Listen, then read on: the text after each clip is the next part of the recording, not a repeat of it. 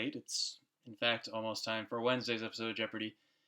I watched this one with my parents pretty much live last night. Didn't feel like dragging the computer down and recording something.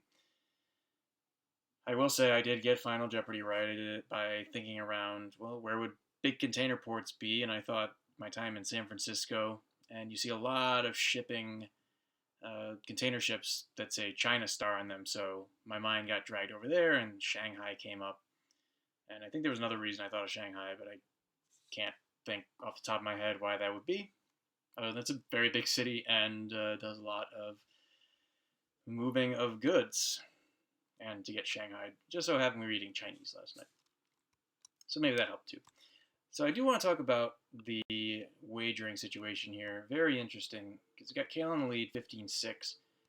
Pidge in second, 15-2. We got Alice in third with 8,400. Now, Kalen and Pidge are so close that Pidge could very easily wager small, especially since if Alice doubles up, she's going to have 16-8. So Pidge, at a minimum, will want to wager 1,600 to cover that, 1,601. As it turned out, she did wager 1,800. So I'll put that 1,600 here. Kalen's going to just want to go big. 14-8 should be good.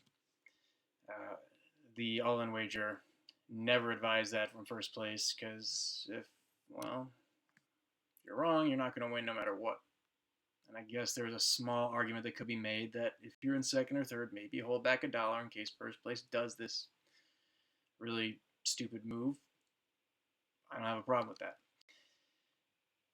Alice wagered 0, which I don't like. Alice has a pretty wide latitude here. Kalen, if he gets it wrong, is going to be left with 800 at most. So Alice could wager up to 7,600, which would leave her with 800. She's also going to want to wager enough, I'd say, to cover a 0 wager by Kalen, so that'd be 7,200. So this is really the only range she should be thinking about, 7,200 to 7,600. Because Pidge wagered 1,800, there was no chance with Alice's 0 wager that she could win the game. Seemed rational that Pidge would go small, so Alice might have thought about that. And it turns out she didn't. It was a moot point anyway. Kalen picks up third place, and Pidge wins the second game. Can't remember too much about the game last night. The only thing I found funny was that Kalen mistook Bill de Blasio for I want to say Vern Troyer or Vernon Jordan. Yeah, amusing, but when you're under the lights, strange things happen. And now I'm gonna go and eat a little dinner and then watch Wednesday's game. And I hope you'll join me very soon, right here on the Final Wager.